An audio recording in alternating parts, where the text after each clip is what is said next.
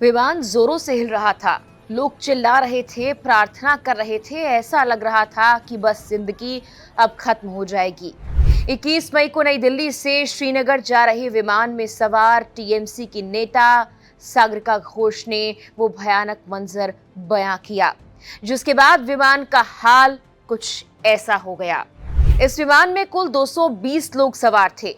मौसम बिगड़ने के बाद विमान में टर्बुलेंस तेज हो गया और उसके बाद लोगों के चीखने चिल्लाने की आवाजें आने लगी।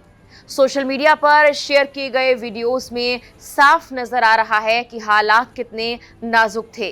हालांकि टीएमसी नेता सागरिका घोष ने बताया कि हालात खराब होने के बाद भी पायलट ने बड़े ही साहस के साथ स्थिति को नियंत्रण में किया और विमान को सुरक्षित श्रीनगर में उतार दिया और सभी सवार यात्री बच गए।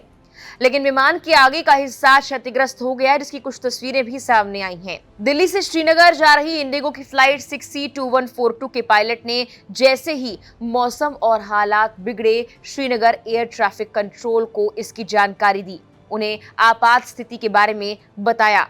हालांकि पायलट और क्रू की सूझबूझ से विमान को 6:30 बजे शाम को सुरक्षित श्रीनगर एयरपोर्ट पर उतार दिया गया, लेकिन उससे पहले का जो मंजर था वो हर किसी की रूह कपा देने वाला मंजर था।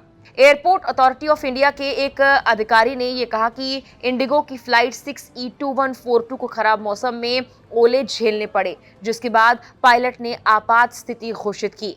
सभी यात्री और क्रू फिलहाल सुरक्षित हैं। इंडिगो ने इस घटना पर आधिकारिक बयान जारी कर बताया कि फ्लाइट और कैबिन क्रू ने निर्धारित नियमों का पालन किया और विमान को सुरक्षित उतारा गया। श्रीनगर एयरपोर्ट की टीम ने यात्रियों की सुविधा का पूरा ध्यान रखा। अब विमान की जांच और मरम्मत के बाद ही उसे उड़ान के लिए फिर से मंजूरी दी जाएगी। इस घटना को लेकर कुछ यात्रियों ने यह दावा भी किया है कि विमान की आगे का हिस्सा और दाहिना हिस्सा क्षतिग्रस्त हो गया है। हालांकि एयरलाइंस की तरफ से इस पर कोई आधिकारिक पुष्टि नहीं की गई। एक और यात्री ने सोशल मीडिया पर यह लिखा कि लैंडिंग से करीब 20 से 30 मिनट पहले सीट बेल्ट बांधने का ऐलान हुआ और फिर जोरदार झटके लगे। ऐसा लगा कि ये हमारी आखिरी फ्लाइट है। बता दें कि नई दिल्ली से श्रीनगर जा रही इस फ्लाइट में टीएमसी सांसद डेरेक ओब्रायन, नदीम उल हक और कई और टीएमसी नेता भी मौजूद थे जिस वक्त ये टर्बुलेंस हुआ। ये प्रतिनिधिमंडल 23 मई तक जम्मू कश्मीर में रहेगा और श्रीनगर के अलावा पुंछ और राजौरी का दौरा भी करेगा। बुधवार देर शाम दिल्ली एनसीआर में भी तेज बारिश और ओलावृष्टि के कारण मौसम ने अचानक करवट ली। भारतीय मौसम विभाग यानी आईएमडी के अनुसार ये बदलाव हरियाणा और उसके आसपास बने चक्रवाती परिसंचरण के चलते हुआ, जो पंजाब से लेकर बांग्लादेश तक एक ईस्ट वेस्ट ट्रफ में एक्टिव है।